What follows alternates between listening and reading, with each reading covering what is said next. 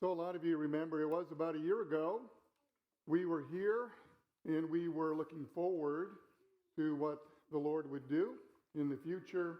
And I used the exact same readings on a Sunday a year ago from Psalm 118, verse 24. And we used these words, so we'll try it again. I will say, "This is the day the Lord has made," and you respond, "Let us rejoice and be glad in it." Can you do that? Okay. This is the day the Lord has made.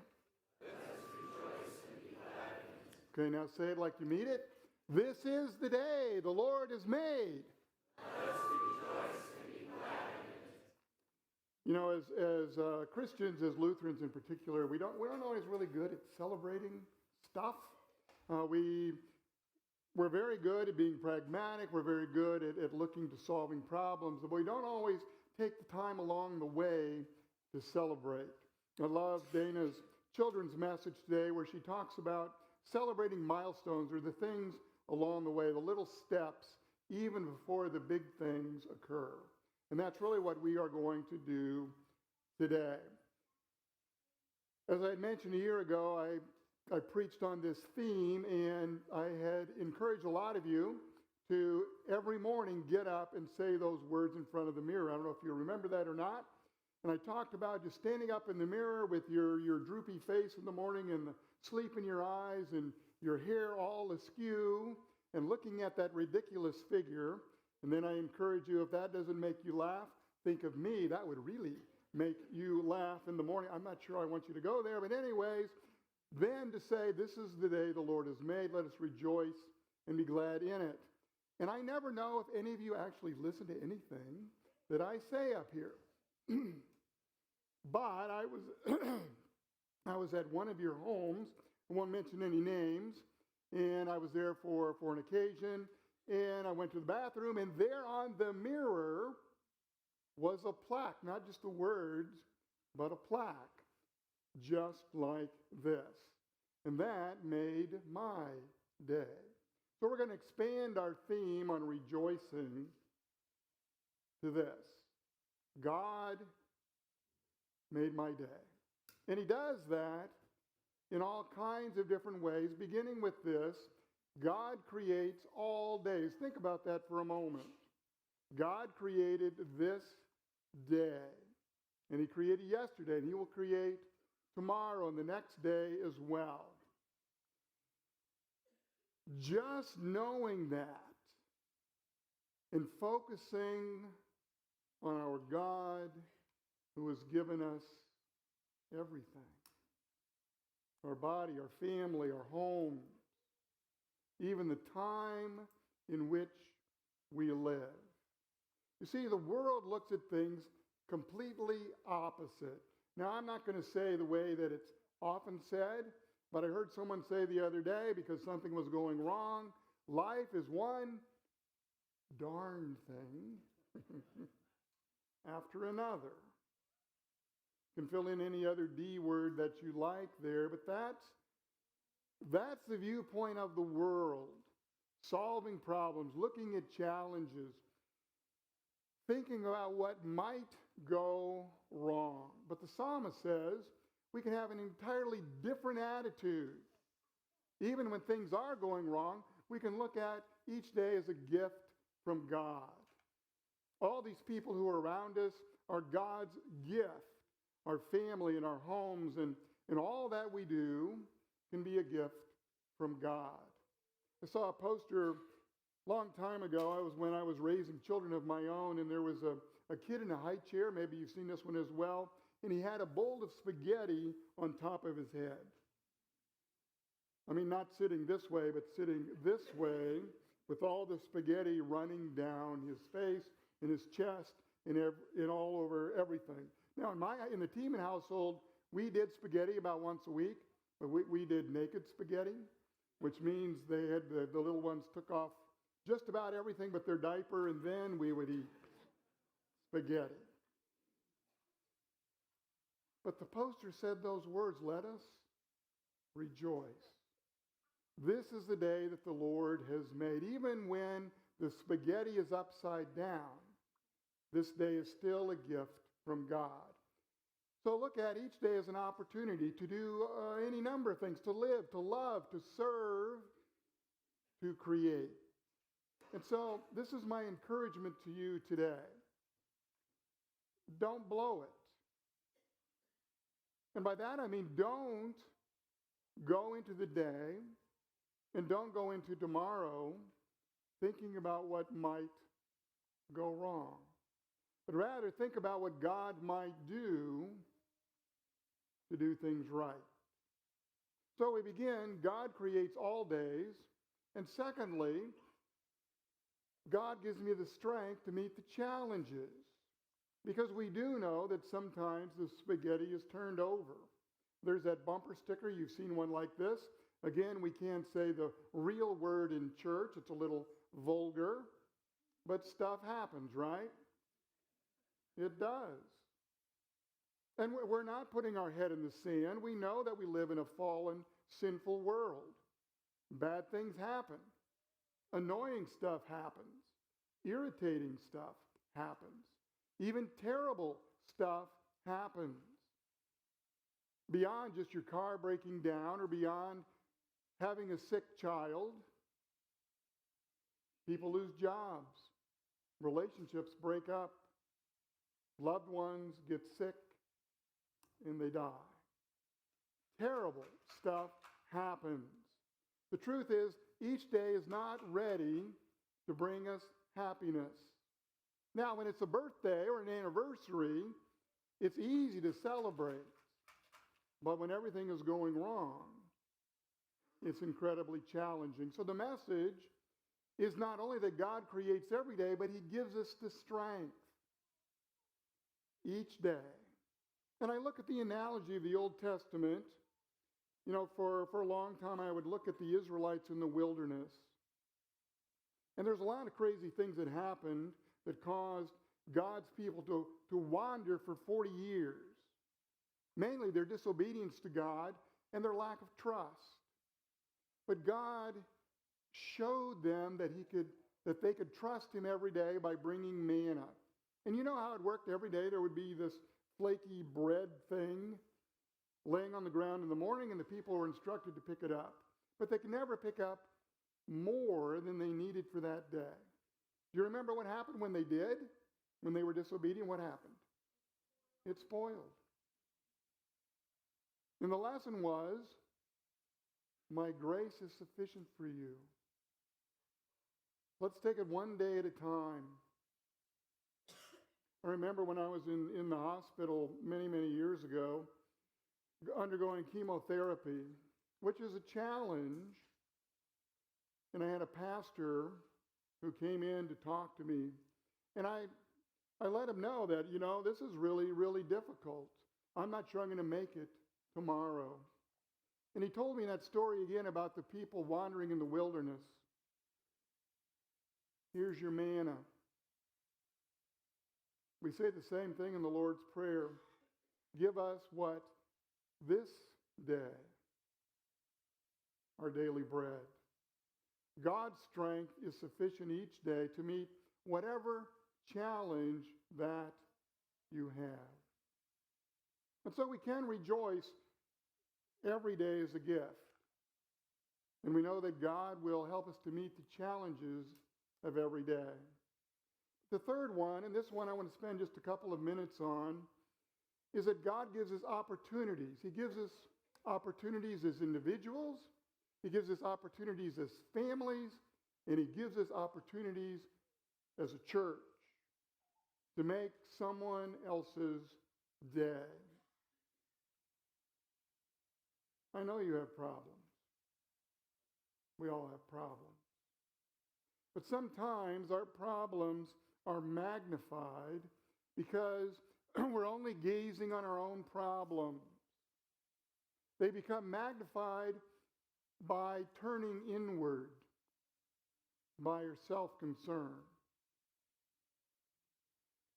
One of the best ways that we can have this rejoicing and celebration, even in the small stuff, and even through the bad stuff, is when we turn that lens around And we no longer look at ourselves, but we look at the needs of others. It was last Sunday that a number of our youth and their families went out to rake leaves for some of our elderly. And earlier in the fall, we did a servant day as a church. We all went out during the late service. I didn't get to rake leaves last Sunday, but I did in that other time. And there were two separate incidents that I want to share with you. Again, I won't mention any names, but last Sunday, I got the report back from a number of you that are elderly members to which you went and helped, quoting, "They made my day." Because someone took the time to rake up all those leaves, and there were literally hundreds of bags of leaves that an elderly person would not be able to do, and it would be difficult to pay someone else to do. But I want to go back to a couple of months ago when I was a part of another crew, and I was with a teenager and his family. Well, I have to say, teenagers don't always have the best outlook on life. I don't know if you've ever noticed that. And they are usually very self-focused. This particular individual had a sporting event coming up, and he was worried about how he might perform, about how he might do. But you know what? As we got out there raking leaves, he really got into it. And he was a great helper. In fact, he was a much better worker than me. And somewhere during that day, he remarked about how wonderful it was to serve others. And he used a quote very similar. "It made my day to make their day." That is what our expansion is all about. It's not just building a church for us. It's not just having a greater space, more amenities. It's about making someone else's day. In fact, it's about making other people's eternity. That's why we do what we do. And we can rejoice, even when there are struggles along the way, or disappointments even, or challenges that we didn't envision when we began the project. And we can rejoice because every day is a gift from God. And we can rejoice because we know God will send the manna, the strength, the grace to meet the challenges, well, the ones that we see and certainly the ones that we do not. But finally, we can rejoice because God has given us the opportunity to share the good news of Jesus Christ, who is our cornerstone. We are those living stones, and God is building something amazing here, not just for us, but for all of those stones, all of those people whose lives you will, at least in a small way, affect for all eternity through what we are doing here. This is the day the Lord has made. Let us rejoice and be glad in it. Take a look at the video.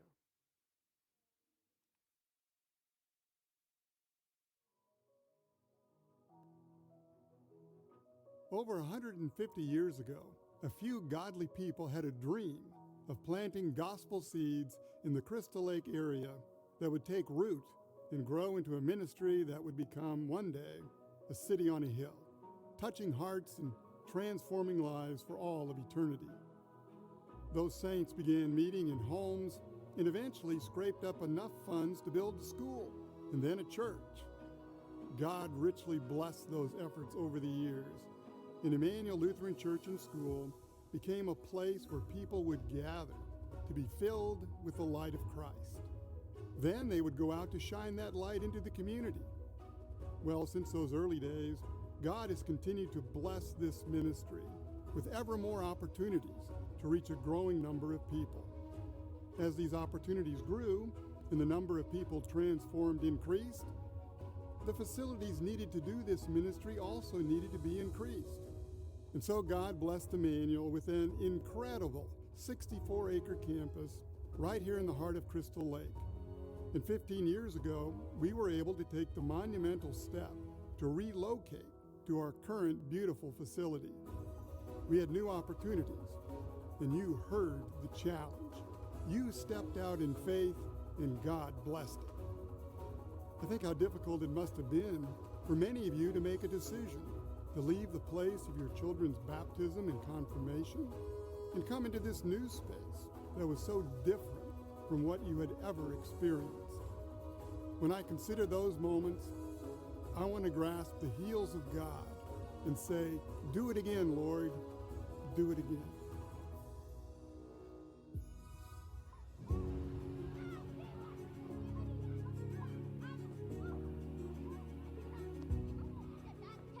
We have a beautiful campus, but we do have challenges with our space because we are utilizing one building for two entities, if you will, the school and the church. It's hard for our students. We are constantly on the move, and we are moving materials back and forth. Like moving chairs, constantly moving chairs in and out of the commons area just so that we can have a space for our children or for our worship or for our events. Sharing space for funerals, for different functions during the school day. We are full pretty much every Sunday at 3 of our services. We are excitedly welcoming a lot of children into our Sunday school program. That being said, we're kind of busting at the seams. Outdoor worship is really fun and amazing, but taking all of our equipment outside every single week is difficult. I think of Christmas and Easter when we have so many people here. Wouldn't it be great if we could have everyone together in one service? So we're going to expand our facilities. We want to build a dedicated sanctuary that will hold all of the people that come, a space that is set aside for when we come together to worship the Lord. But it's so much more than that. The church is the people. We don't just stay inside our walls. We go out into the world, and just by what we do and what we say and how we live, we show the love and light of Christ. And so just being able to have more people come in just means more people can be sent out. So what is our vision for this expansion campaign? There's really some really exciting elements. The first being a large dedicated sanctuary that will seat over 600 people and have flexible space to enable multiple kinds of worship opportunities. Dedicated best-in-class areas that will accommodate our praise team, school choirs, and other musicians. The second is a very unique fellowship hall area, narthex area, with flexibility for over 400. And the third really exciting, unique element of this program is an area that will allow indoor and outdoor worship to provide expanded worship on Sunday mornings and really enable us to grow the number of people all worshiping together in person. I see Emmanuel as a place that gives light to Crystal Lake. We're in the food pantry, we are in Tijuana, we are all over, but it all starts here. We're sharing the light of Jesus as we walk through this community. We serve one another, we pray for one another, we walk alongside one another. What sets apart the people here at Emmanuel is that they don't just think about themselves. They always think about the community, and they think about what might happen if people know Jesus as they already do. So I envision the entire space being used frequently, just like our space is today. But we'll be able to do things we can't do here. We will attract people from the community. We'll be a venue, truly a destination for people to come to do the things that they might have traveled miles and miles to do before. They can do it right here in the center of Crystal Lake. I'm excited for the opportunity. I think it's a time that we can grow.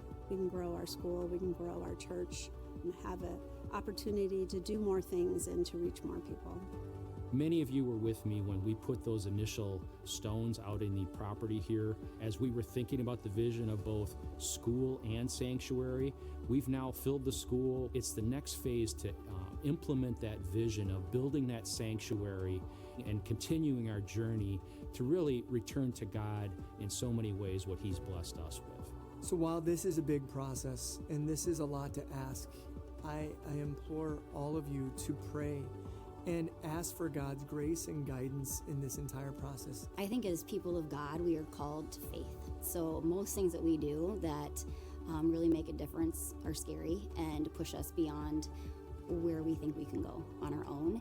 And taking that leap of faith is what not only helps our church grow, but it's going to help you grow too. Over 150 years ago, there were people just like us, dressed a little bit differently, but with all the same needs and all the same loves. And they took a chance that giving money to build a sanctuary, to build a church, would make a difference in the lives, not just for them and their family, but for future generations. And now we're wearing those shoes.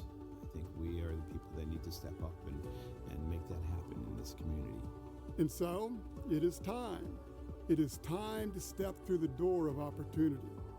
It's time to walk through that door and use the resources God has given and rely on His power to enlarge His territory. It's time to commit to the mission and vision that God has given us, under our roof and beyond our walls.